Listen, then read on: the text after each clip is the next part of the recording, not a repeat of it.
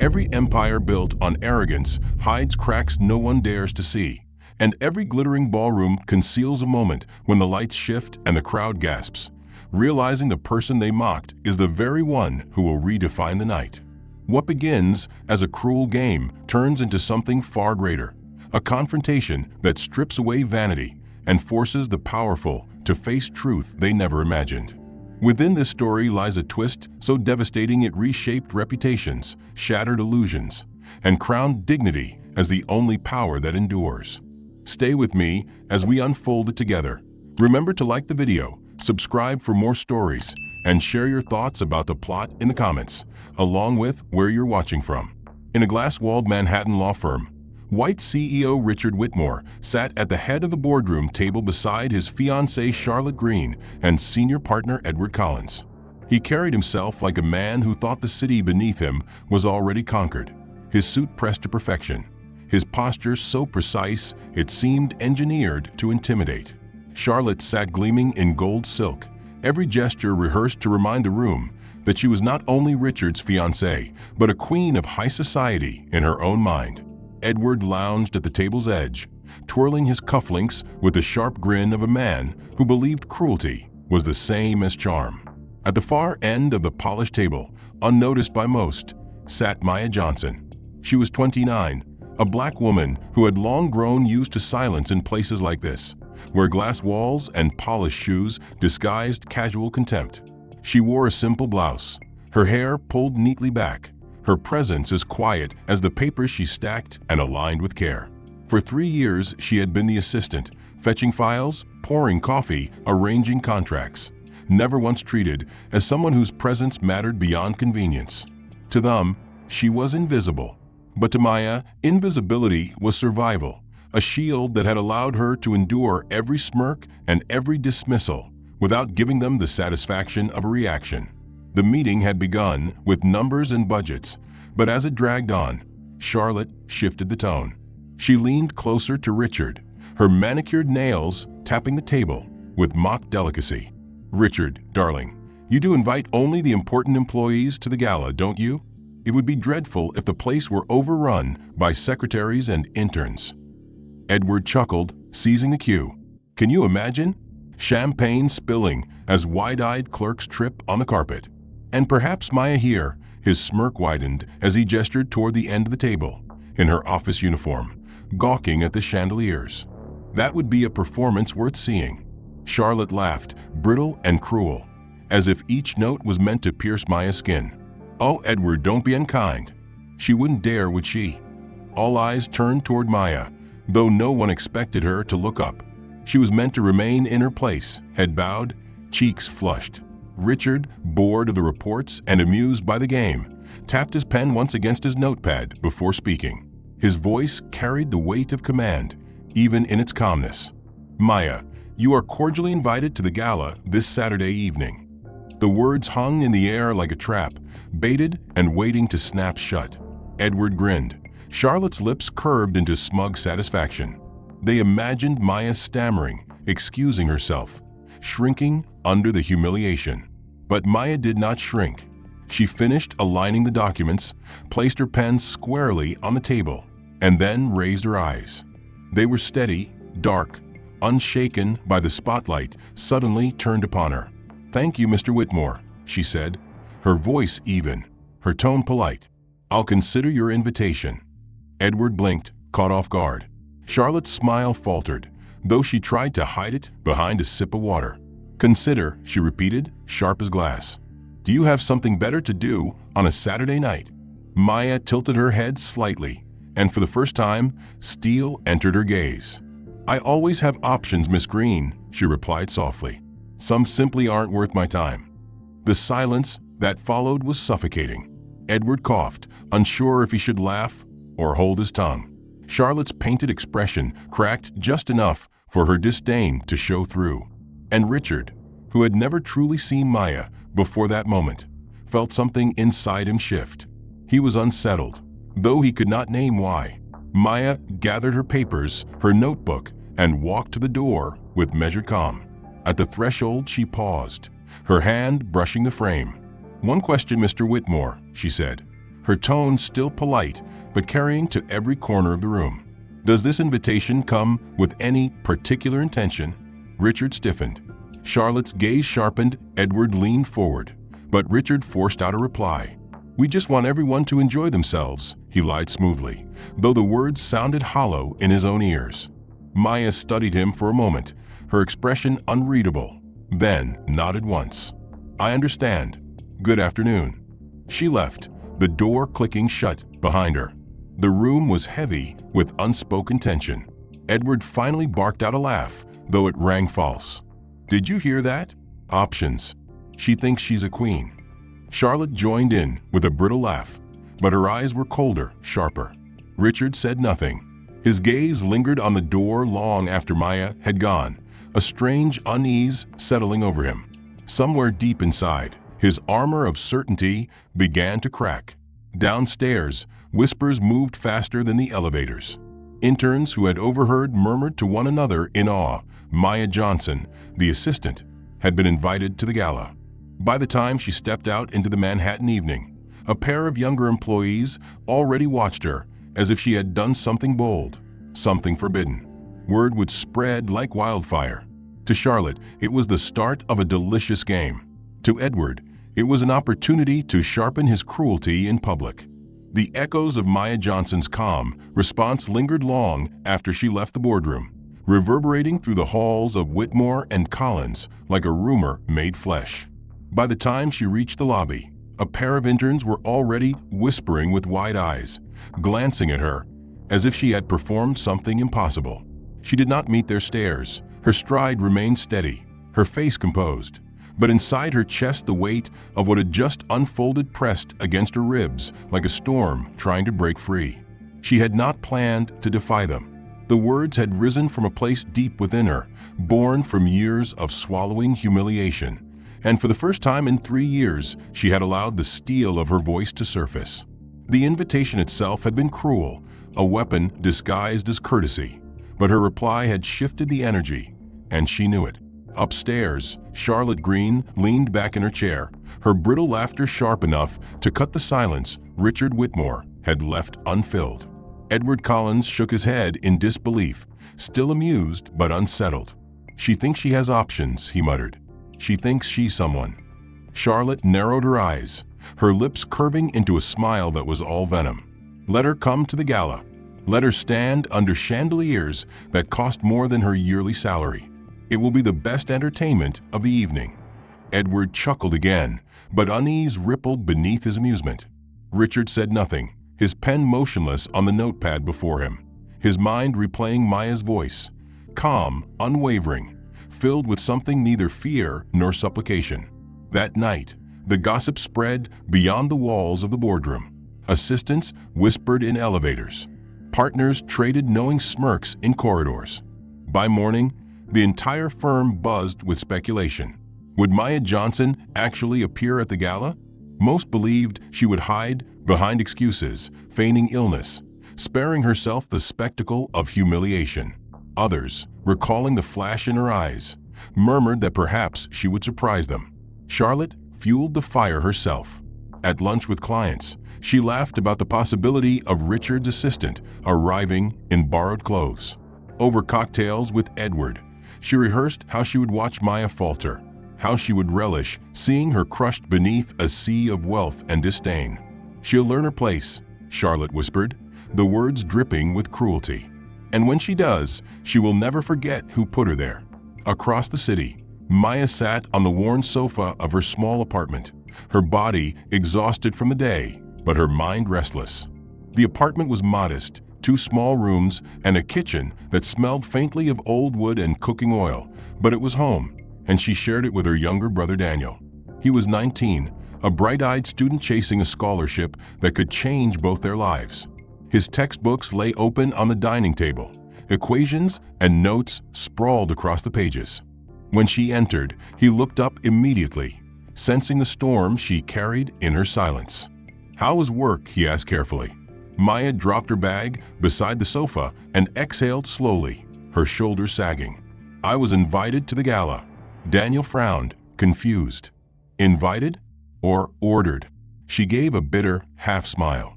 Both, maybe. But it wasn't kindness. It was a joke. Daniel studied her, closing his textbook with deliberate care. They don't want you there to celebrate. They want you there to laugh at you.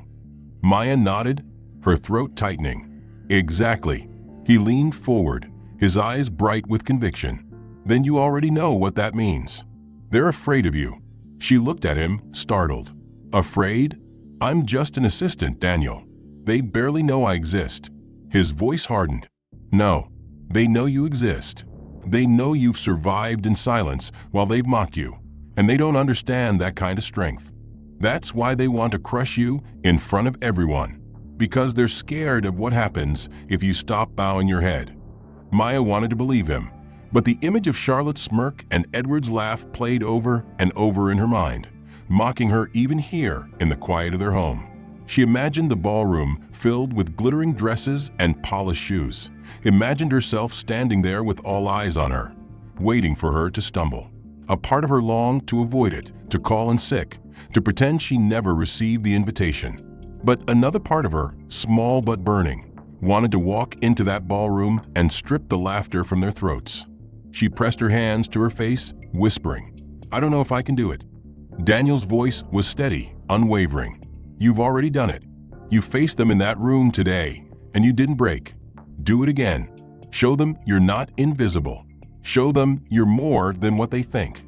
The words sank into her, lighting the ember that had begun in the boardroom. She leaned back against the sofa, staring at the ceiling. She thought of the years spent carrying coffee to men who never bothered to learn her name, of listening to them boast and sneer as if she were furniture. She thought of the long hours, the condescension, the quiet endurance. And she thought of her mother, who had raised her to believe that dignity was not something anyone could take. It was something you carried inside, no matter how they tried to strip it away. Across town, in a penthouse bathed in golden light, Richard Whitmore poured himself another drink, the glass cool in his hand. Charlotte lounged on the sofa, scrolling through her phone, retelling the story of Maya's defiance with sharp laughter. She mimicked the tone, the words, twisting them into comedy, her voice shrill with triumph. Edward's message buzzed on her screen. This is going to be fun. Watching her break in front of everyone. Richard listened with only half an ear. His mind replayed the moment differently. The way Maya had looked at him, not with fear, but with calm. The storm of whispers that had begun inside Whitmore and Collins spread like wildfire through the firm, and by Friday morning speculation had reached fever pitch.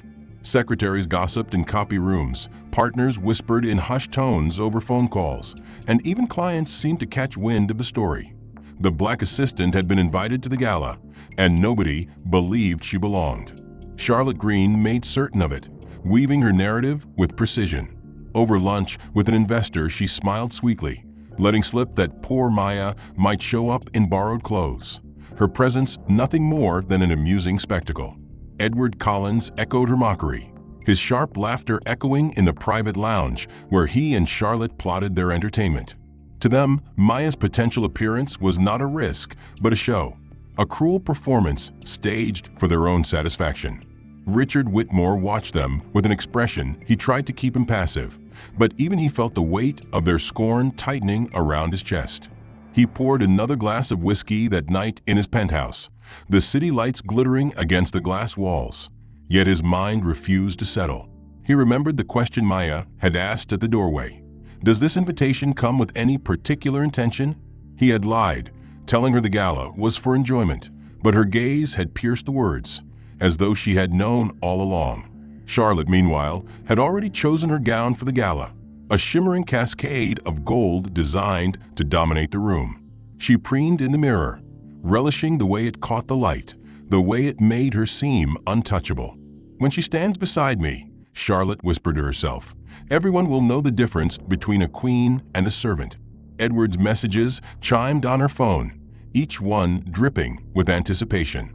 Can't wait to see her trip in front of everyone. Cameras will love it. Charlotte typed back quickly, her fingers trembling with eagerness. It will be unforgettable. Across town, Maya sat in the small apartment she shared with her brother Daniel, her thoughts a restless tide. The weight of the coming Saturday pressed on her shoulders like an iron cloak. She thought of staying home, of sparing herself the humiliation she knew Charlotte and Edward were crafting for her. But every time she pictured herself retreating, she also saw Charlotte smirk, Edward's laughter, Richard's silence. To withdraw would be to hand them victory. And Maya Johnson had survived too much, endured too long, to let them win so easily.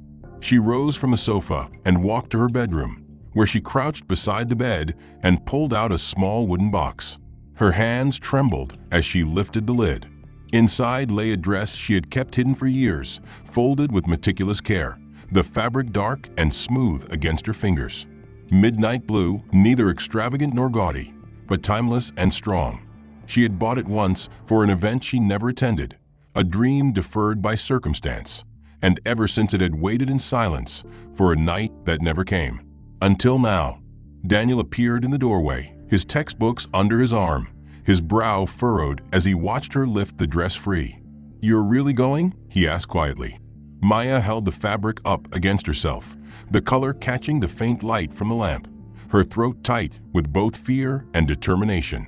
"I have to," she whispered. "They want me there as a joke, but I won't let them decide who I am." Daniel stepped closer, his voice firm. "Then wear it like armor. Don't let them laugh at you. Make them see you." She smiled faintly, though her eyes were wet. "I'm scared." "Good," he said softly. "Fear means you're alive. Courage means you go anyway." She folded the dress back into the box with careful reverence, knowing that when she wore it, she would not be the invisible assistant they expected. She would be something else entirely.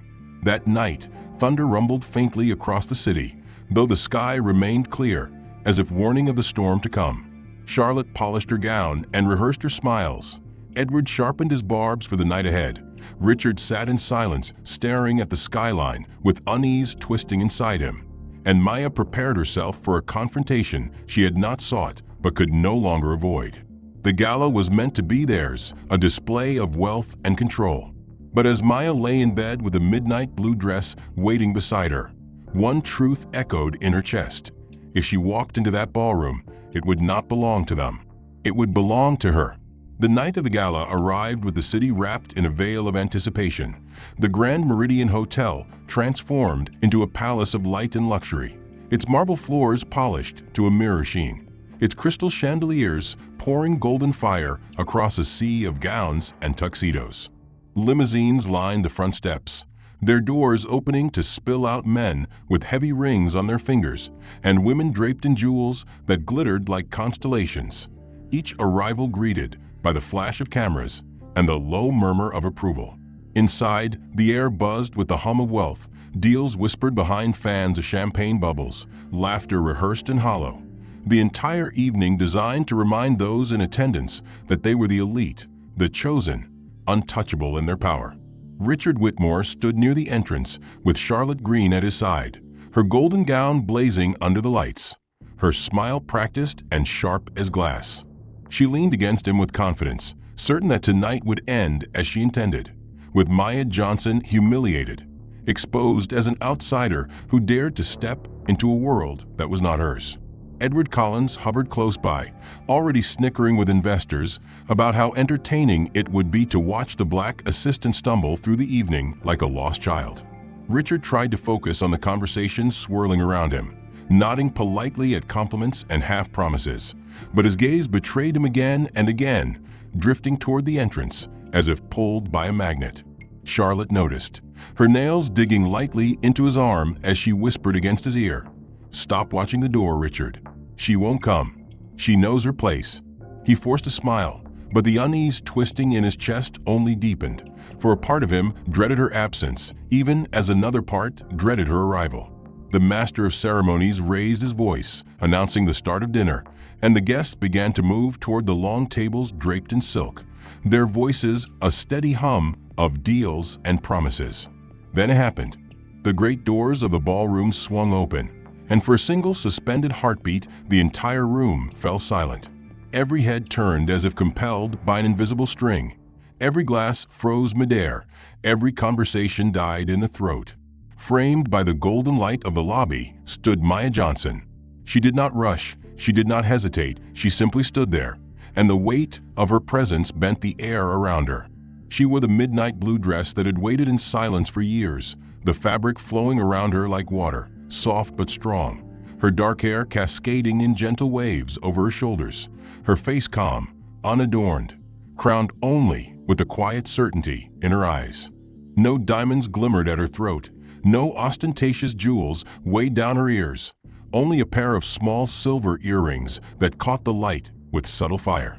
And yet she seemed more regal than anyone in that hall, more radiant than Charlotte in her golden armor, more commanding than Richard in his tailored perfection. She began to walk, her steps slow and deliberate, each one echoing against the marble floor as though the building itself announced her arrival. She did not glance down, she did not flinch beneath the 100 stares trained upon her. She moved as though she belonged there, as though the ballroom had been built for her alone. Murmurs rippled through the crowd, rising like a tide.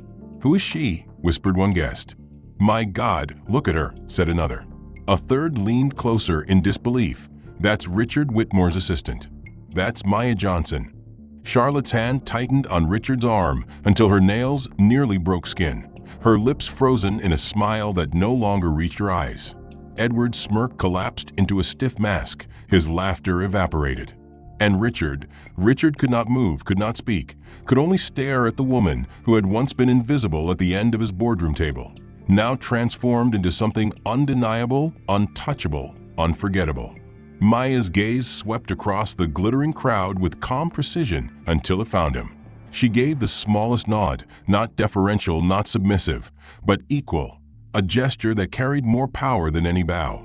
When she reached him, her voice carried softly yet clearly, cutting through the silence like music. "Good evening, Mr. Whitmore. Thank you for the invitation." Richard's throat tightened. The words he had once spoken as a cruel joke now returned to him heavy with meaning, reshaped by her dignity into something he could barely bear to hold. He whispered before he could stop himself, "You look different." Maya's faint smile transformed her face, lifting her from quiet assistant to undeniable queen. "Different? I only put on a dress, Mr. Whitmore. Nothing more." The room erupted in whispers again, some filled with envy, others with awe, but one truth settled across the gilded ballroom like a crown. The cruel joke had turned on itself. The woman they expected to break had instead broken every expectation. Maya did not linger at the entrance as a guest might, uncertain and seeking approval. She moved gracefully deeper into the heart of the ballroom, her posture steady, her presence commanding, and in her wake the atmosphere shifted. The night no longer belonged to Charlotte's cruel schemes, nor to Edward's barbed laughter, nor even to Richard's hollow control. The night belonged to Maya Johnson, who had walked into a trap and turned it into a stage. At the tables, servers poured wine into crystal glasses, their hands trembling under the weight of the silence that still lingered. Guests unfolded their napkins, but their eyes remained fixed on Maya, unable to look away from the woman who had silenced the room with nothing more than her presence.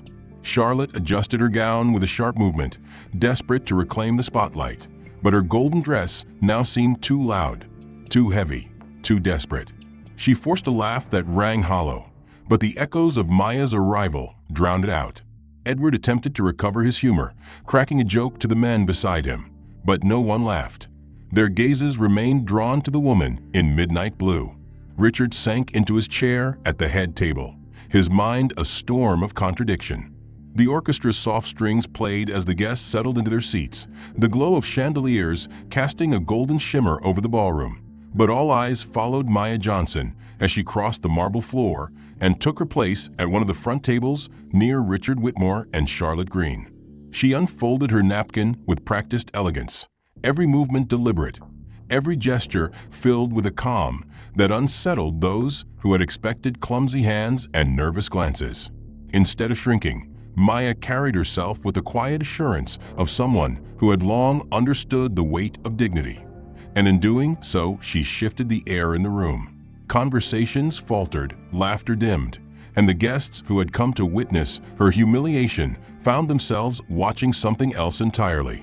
Charlotte leaned forward across the table, her golden gown gleaming under the lights, her lips curved into a smile that concealed venom. She lifted her fork delicately, her voice sweet enough to draw the attention of nearby tables, yet sharp enough to cut. "My dear, you look interesting," she said as she sliced her salmon with exaggerated grace. "Tell me, did you buy that dress especially for tonight?" The words floated like perfume, but everyone heard the blade hidden inside them. Maya looked up slowly, her eyes steady, her voice calm. "Actually, no," she answered, placing her napkin lightly on her lap. "I've owned this dress for years. Sometimes the simplest things last the longest." Her tone was soft but deliberate, the kind of reply that seemed polite on the surface, yet carried a deeper edge. Around the table, guests shifted uncomfortably, some glancing at Charlotte, others at Maya, sensing the duel unfolding before them. Charlotte's smile faltered, her golden dress suddenly feeling too heavy, too bright under the lights. Edward Collins, seated nearby, tried to rescue the mood with a chuckle. "Surely it must have been a challenge to adapt to gatherings like this, Maya. After all, it's a very different world from the one you come from." Maya lifted her glass of wine, her hand steady, her eyes never wavering. She sipped quietly before replying. "People are not so different, Mr. Collins.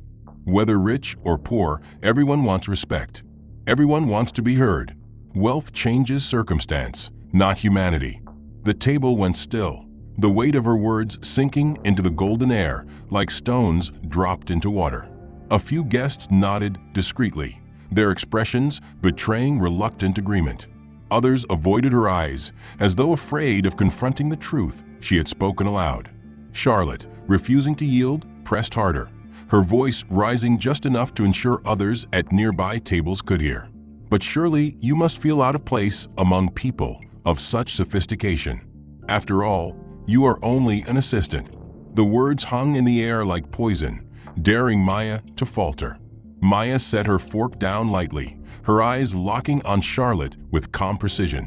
She tilted her head, her voice even but firm. "Tell me, Miss Green, have you ever worked for a paycheck?" The question landed like a thunderclap, silencing the surrounding tables. Charlotte blinked, her painted smile freezing, her eyes widening in shock. "I oversee my family's investments," she said quickly, her voice brittle. "I coordinate charity events." Maya leaned forward gently, her tone still soft but sharpened with truth. "I mean worked because if you didn't, your rent would not be paid. If you didn't, your electricity would not stay on. If you didn't, you would not eat." Silence fell heavier than before. Glasses clinked awkwardly, forks hesitated midair. Several guests stopped eating altogether. Charlotte's cheeks flushed crimson under the scrutiny of those around her. Maya's voice softened, carrying a quiet grace. "I do not judge you. Your world is yours. Mine is different, but both are real. Both deserve to be seen." For the first time, Charlotte had no reply. She forced a laugh, but the sound cracked under its own weight, ringing false in the attentive silence. Edward looked down at his plate, his grin evaporated, his appetite gone. The investors seated nearby exchanged glances, their eyes filled with curiosity and respect, some leaning forward as if they wanted to hear more from Maya, not less. The orchestra played faintly in the background, but the music was drowned out by the unspoken tension at the table. A duel fought not with swords, but with words, with dignity, with truth. Across the room, Richard Whitmore watched the exchange unfold, his chest tightening with a mix of admiration and shame. He remembered every time he had ignored Charlotte's cruelty, every time he had let Edward's jokes pass without rebuke, every time he had looked at Maya and seen only silence. Now he saw her differently. He saw the strength behind her calm, the fire behind her composure. She had faced venom designed to cut her down, and instead she had turned it back, not with anger, but with dignity that made their cruelty look small. For the rest of the meal, conversation resumed in fits and starts, but the energy of the table had shifted. Guests who had come expecting laughter at Maya's expense now found themselves captivated by her poise, unsettled by the realization that the assistant they dismissed as invisible could hold her ground with more grace than those who mocked her. Charlotte kept her smile fixed, but her hands trembled slightly as she lifted her glass. Edward chewed in silence, the weight of the moment heavy on his shoulders. Richard said little, his gaze lingering on Maya, the storm inside him growing stronger with every passing moment. And Maya, with each deliberate gesture, each calm reply, reshaped the narrative that had been written for her. They had brought her here to be humiliated. Instead, she had begun to redefine the room. The duel was not over, but already the first blows had landed, and the balance of power was beginning to shift. The clatter of silverware and the muted hum of the orchestra could not disguise the tension that hung over the table after Maya Johnson's quiet yet devastating exchange with Charlotte Green. Guests pretended to resume eating, but their glances kept returning to the woman in the midnight blue dress whose calm defiance had unsettled the golden queen of the evening. Charlotte's forced smile trembled at the edges, her pride bruised in front of eyes that had once only admired her. Edward Collins shifted uncomfortably, his usual smirk nowhere to be found, while Richard Whitmore sat in silence, his mind racing with the weight of every word Maya had spoken. The evening was meant to humiliate her, but instead, she had turned it into a stage. It was in that charged silence that a man with a camera around his neck approached the table, his voice polite but filled with recognition. Marcus Grant, Global Times, he introduced himself. "Miss Johnson, may I trouble you for a few words?" Charlotte's fork slipped from her hand, clattering against her plate. Edward nearly choked on his drink, while Richard's pulse quickened. Marcus continued eagerly, his pen already poised. "You coordinated the literacy program in Chicago 3 years ago, did you not? It was one of the most successful social projects of the decade."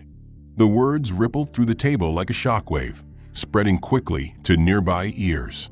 Murmurs rose, people leaned closer, curiosity blazing in their eyes. Maya blinked once, her composure unbroken, her voice steady as she replied, "Yes, I worked on that program." Gasps followed. Recognition spread like fire across silk, the image of the invisible assistant now cracking open to reveal someone far greater than they had imagined. Charlotte's painted smile faltered further, her face paling as though the foundations of her carefully crafted superiority were collapsing. Edward's mouth opened and closed, words failing him, and Richard sat frozen, his mind connecting pieces of a puzzle he had ignored for years. He remembered a client once praising a literacy initiative that had transformed lives in the poorest neighborhoods, lauding the anonymous figure who had coordinated teachers across languages and convinced officials to fund what no one else believed could succeed. He had dismissed it as another story far removed from his world of contracts and deals. Never once had he considered that the woman quietly placing papers on his desk each morning was the same one who had carried that project on her shoulders. Before Marcus could press for more, another voice rose above the din, deep and commanding, accented with a trace of France. Heads turned as a silver-haired man in an impeccable suit strode confidently across the ballroom, his very presence drawing attention. It was Ambassador Henry Lawson, one of Europe's most respected diplomats, and a longtime investor in the firm. To the astonishment of everyone, his stern face softened into a smile as he reached Maya. "Maya Johnson," he said warmly, taking both her hands and kissing them with genuine respect. "What a joy to see you here. When I saw your name on the guest list, I wondered if it could truly be you, the woman who restored dignity to so many forgotten families in Chicago." A collective gasp swept the room. Guests leaned forward, desperate to witness what was unfolding. Charlotte gripped her wine glass so tightly it threatened to shatter, her knuckles white with strain. Edward's jaw nearly dropped to his plate. Richard's throat tightened, shame rising in waves as he realized the truth he had overlooked for so long. The ambassador turned toward him, his brow furrowing in disapproval. "Mr. Whitmore, do you even realize the treasure who has been working under your nose?" Richard opened his mouth but found no words, the weight of his silence over the years pressing down on him like chains. The ambassador continued proudly, addressing the crowd as though presenting undeniable truth. She was the heart of that program. It was not charity, it was transformation. She coordinated teachers in 5 languages. She convinced governments to fund what others deemed impossible. And she built hope where there was none. I have told my colleagues many times that Maya Johnson has more grace in her soul than most politicians have in their entire careers." Gasps and murmurs filled the air, the orchestra faltering for a moment as musicians themselves craned their necks to see. Cameras flashed discreetly, pens scratched furiously across notebooks. The narrative had shifted, the invisible assistant now revealed as a heroine of international repute. Maya remained composed, though a faint blush touched her cheeks. "Thank you, Ambassador," she said gently. "But it was not mine alone. Many voices built that program. I only carried the pieces together." Her humility only deepened the awe that surrounded her, painting her not just as accomplished, but as deeply human, a woman of quiet strength who carried herself without arrogance. Charlotte, unable to bear the direction of the evening, let out a sharp laugh, though it trembled under its own weight. "How touching," she sneered, her voice pitched high for all to hear. "But surely we are not to believe that our quiet assistant is some international heroine." Perhaps the ambassador remembers with too much nostalgia. The ambassador's gaze cut toward her, sharp as steel. "I do not exaggerate, Miss Green. I state facts. Your assistant, as you call her, gave hope where there was none. If you cannot see that, then it is your blindness, not hers." The ballroom erupted into whispers again, the tide of opinion clearly shifting. Charlotte's face flushing scarlet as the eyes of the powerful turned away from her and toward Maya. Edward looked down, pretending to study his plate, unable to face the truth unraveling before him. Richard sat in silence, his heart pounding, the storm inside him now undeniable. He felt shame for never asking who Maya truly was, admiration for the strength she carried so quietly, and something deeper, a stirring he could not yet name, but which shook the ground beneath his carefully constructed life. The music resumed faintly in the background, but the atmosphere was no longer the same. The gala had been designed as a performance of wealth and control, but Maya Johnson had transformed it into a revelation. No longer was she the target of a cruel joke. She was the force reshaping the room with every breath, the axis around which the evening now turned. Charlotte's smile had cracked, Edward's arrogance had faltered, and Richard's certainty had shattered. The revelation of Maya Johnson's hidden past did not fade when the ambassador's words settled into silence. It deepened into the very bones of the ballroom and spread like wildfire through every guest's imagination. The whispers grew louder. The eyes that once dismissed her as invisible now lingered with awe or envy, and the carefully constructed performance of the elite had cracked under the weight of truth. Maya remained steady, her midnight blue dress flowing softly as she sat back at the table with her hands folded, her posture neither boastful nor diminished, simply dignified. Richard Whitmore watched her with a tightness in his chest he could not explain, a mixture of shame for every year he had overlooked her, admiration for the poise she displayed, and something deeper, a stirring he could not deny.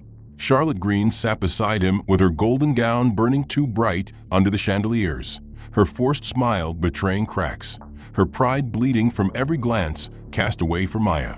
Edward Collins tried to mask his discomfort with shallow remarks, but his usual confidence was gone, his laughter hollow, his eyes darting as though searching for an escape. The gala's music resumed, but it could not disguise the change in atmosphere, for the room no longer belonged to Charlotte or Edward or even Richard. It belonged to Maya. Outside the ballroom, whispers became digital echoes. Guests discreetly texted their friends. Some snapped grainy photos of Maya sitting composed under the lights, and within hours those images would flood across social media.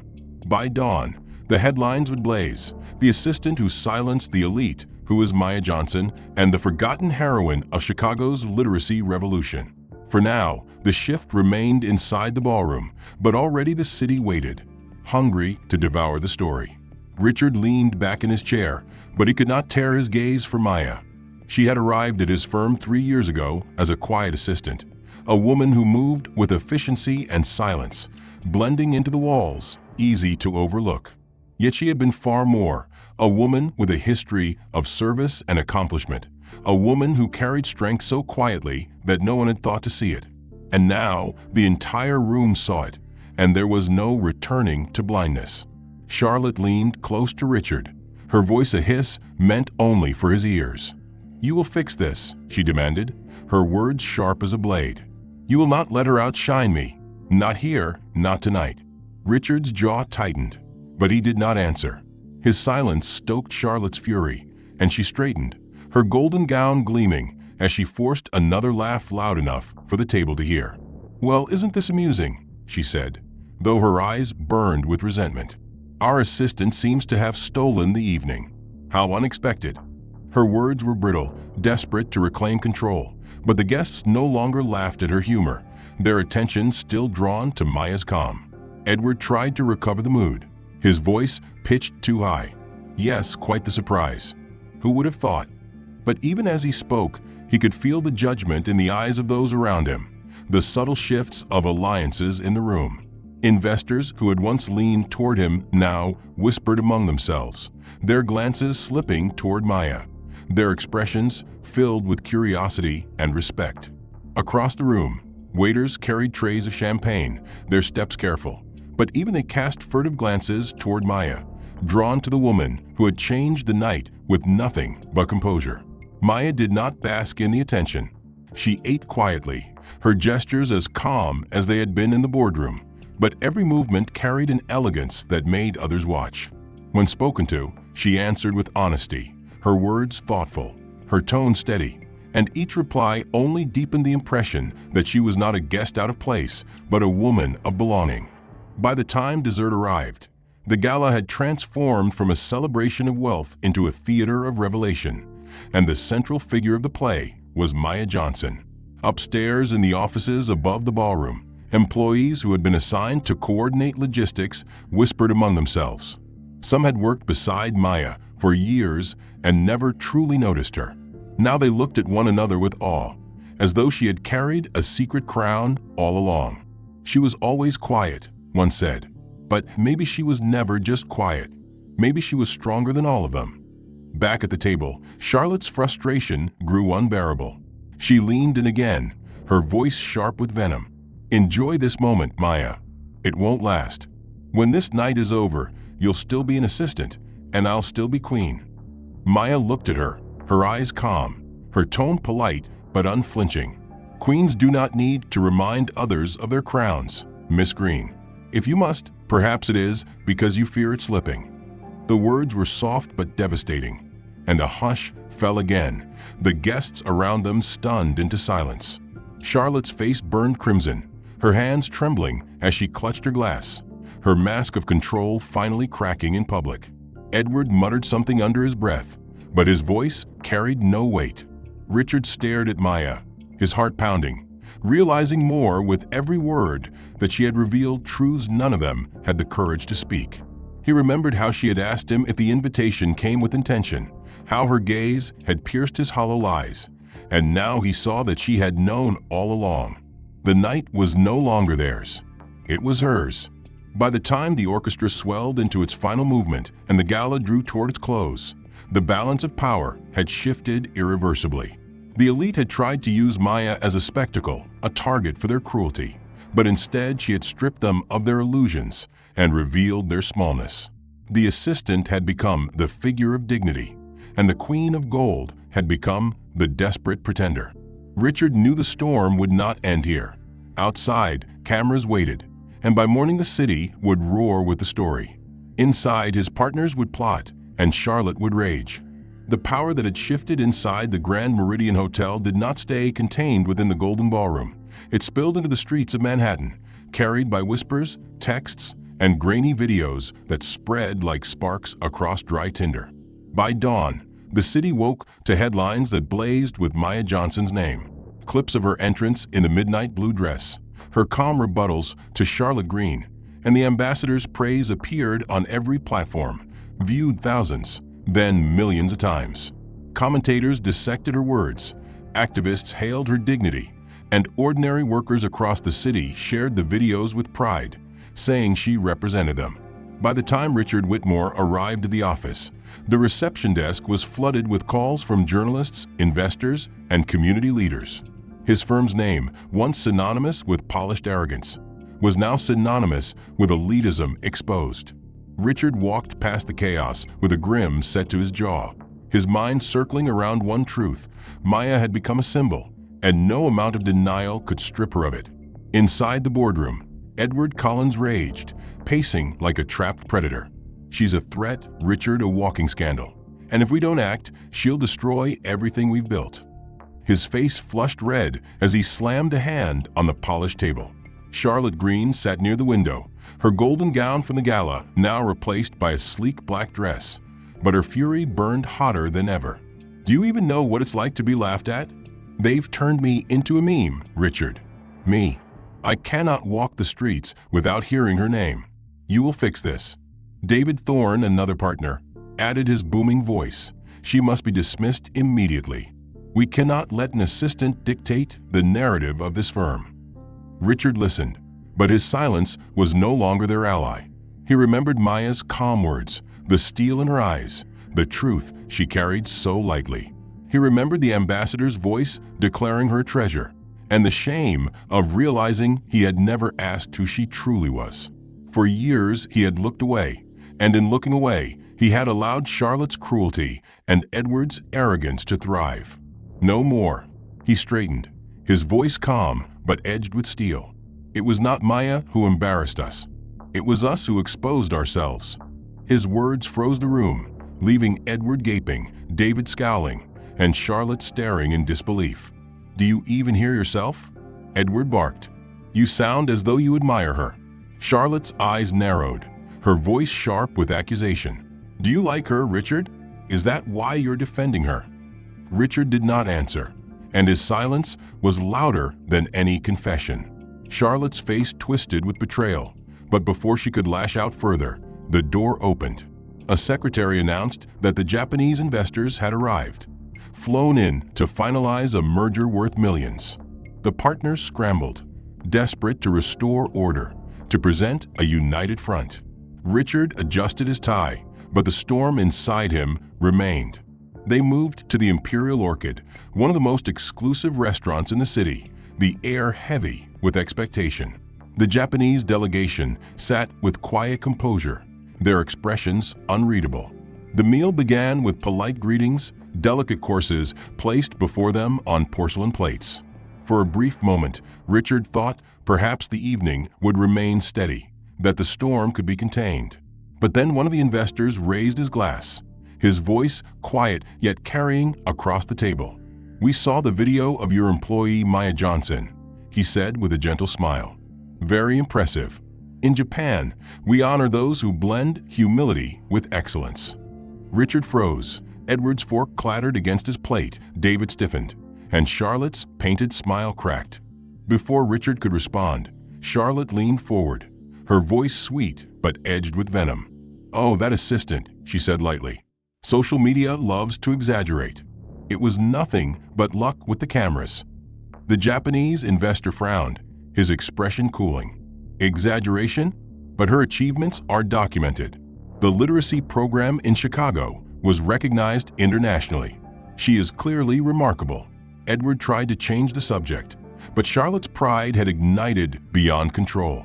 She scoffed, her voice rising. "Please. She is just an assistant. She files papers, she brings coffee. Let us not pretend she is some saint." The silence that followed was devastating. The investors exchanged glances, their faces shadowed with disbelief. One finally spoke, his voice cold as steel. "Did you just belittle your colleagues' accomplishments?" Richard's pulse thundered in his ears. He saw the disgust in their eyes, the judgment pressing down on him. Before he could intervene, Charlotte leaned forward further, her voice trembling with fury. "I am tired of this charade. Everyone treating her as if she matters. She does not belong here. She is nothing. Nothing." The investors pushed back their chairs, their movements deliberate. One dabbed his mouth with his napkin before speaking with finality. "Respect is the foundation of partnership. What we have seen tonight tells us enough. We cannot proceed." And with that, they left the table, their departure like a thunderclap that shattered the illusion of control. The partners sat pale and trembling. Edward muttered curses under his breath. David's face turned ashen, and Charlotte stood shaking, her fists clenched so tightly her nails dug into her palms. "Perfect," she shrieked, her voice breaking. "Now, because of that woman, we have lost everything." Richard rose from his chair, his voice thunderous. "No, Charlotte. Because of you.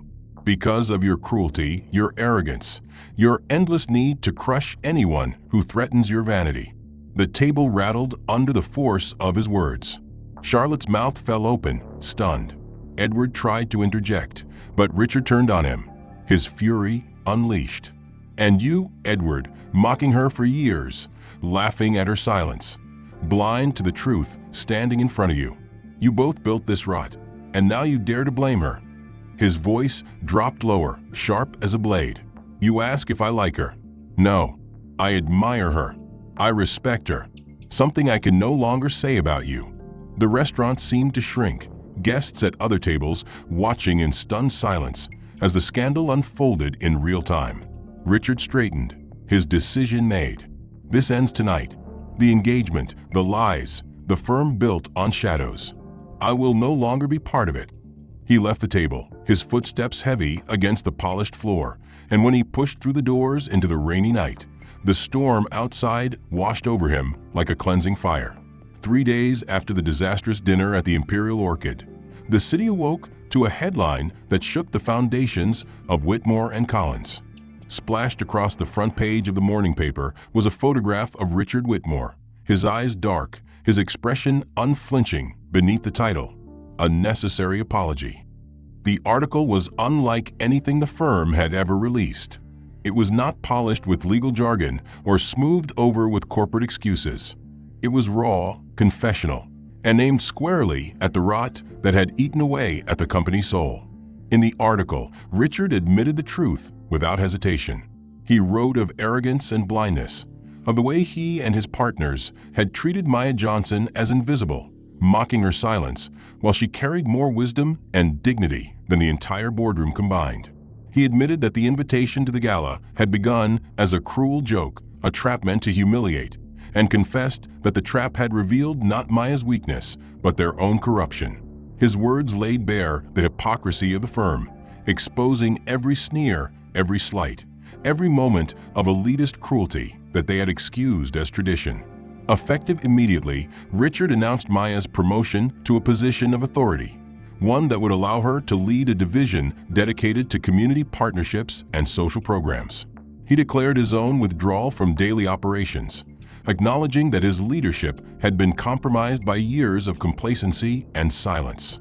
"The firm cannot heal," he wrote, "if it continues to be led by those who refuse to see." By noon, the article had spread across every channel. Talk shows debated it, activists celebrated it, and employees at Whitmore and Collins whispered about it with awe. Outside the glass doors of the firm, cameras gathered, chanting Maya's name as though she were already larger than the company that once mocked her. Edward Collins stormed through the office corridors, his face red with fury. "He's destroyed us," he shouted at anyone who would listen. "That fool has handed her the keys to the kingdom." David Thorne threatened lawsuits in private meetings, muttering about betrayal and weakness, but his voice carried little weight now. Charlotte Green vanished from public view, her golden image shattered, her name mocked on social media, her once envied presence reduced to whispers of pity and scorn. Maya read the article alone in a quiet cafe, her hands trembling slightly as she held the newspaper. Her younger sister, Sophie, sat across from her, watching the flicker of emotions that crossed Maya's face. "Is it enough?" Sophie asked softly, her voice careful. Maya's eyes lingered on the words Richard had written, her chest tight with a mix of disbelief and recognition. "Maybe he is sincere," she whispered, "or maybe it is too late." She thought of the years she had endured in silence, the mornings when she had carried coffee into rooms where men never bothered to learn her name, the long hours spent invisible to those who wielded power. She thought of Charlotte's smirk, Edward's laughter, Richard's silence. Could one apology erase all of that? Could one confession undo years of dismissal? That evening, Maya's phone buzzed again and again, flooded with messages. Journalists requested interviews, organizations offered partnerships, Strangers reached out with words of gratitude and admiration. She had become a symbol overnight, not of scandal, but of dignity revealed in the face of cruelty.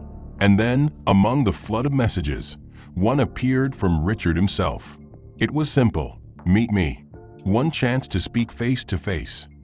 Maya almost ignored it. Her instinct was to protect herself, to avoid being drawn back into a world that had wounded her. But something inside her, curiosity, defiance, or perhaps the faintest thread of hope, pushed her to agree. They met not in the towers of glass or the golden restaurants that had once defined Richard's life, but in the quiet space of an old book fair near the cathedral, where the scent of paper and ink mingled with the sound of turning pages. Richard stood waiting in simple clothes, stripped of his armor of wealth, looking smaller but more human. His eyes carried a clarity she had never seen before. "Maya," he said softly when she approached. "Thank you for coming." She studied him carefully, her arms crossed. "You've burned everything around you, Richard. The firm, your engagement, your reputation. Why?" He took a breath, his voice low and steady. "Because none of it mattered if it meant living blind. You showed me what it means to see." Her chest tightened, but she did not let the silence turn soft. "And what do you expect from me now? That I forgive you? That I become your redemption?" He shook his head firmly. "No, I expect nothing. You don't owe me anything. But I want to build something real with you, not above people, but beside them. And I cannot do it without you." The sounds of the fair drifted around them. Laughter, music, the rustle of books being turned in eager hands. Maya looked at him for a long moment, her voice low but steady when she spoke. "You invited me once to mock me, and I came because I already knew who I was. I don't need your apology to confirm my worth. But if you are sincere, then prove it. Build something that matters. Not for me, for them." She gestured to the families, the students, the workers filling the square outside, people moving through the city with lives unseen by those in towers of glass. Richard nodded slowly, his eyes bright with resolve. "Then let us begin. Not as boss and assistant, not as savior and victim, but as equals." She extended her hand, and he did not seize it greedily. He placed his own gently over hers, as though holding something sacred. The crowd moved around them, unaware of the pact being forged in the quiet, but in that moment the shift was complete. A partnership was born not of cruelty, not of arrogance, not of hollow power, but of respect. The pact between Maya Johnson and Richard Whitmore was not forged in the marble boardrooms or beneath chandeliers dripping with crystal, but in the quiet of an old book fair, among shelves that smelled of paper and dust. And that difference mattered because it set the tone for everything that would follow. Richard returned to the firm the next morning, not as the commanding CEO wrapped in arrogance, but as a man stripped down to his core, carrying the weight of truth on his shoulders. His partners were waiting, their fury boiling over. Edward Collins stormed across the boardroom like a predator, his voice shaking with rage as he shouted that Richard had betrayed them all, that he had allowed an assistant to become larger than the firm.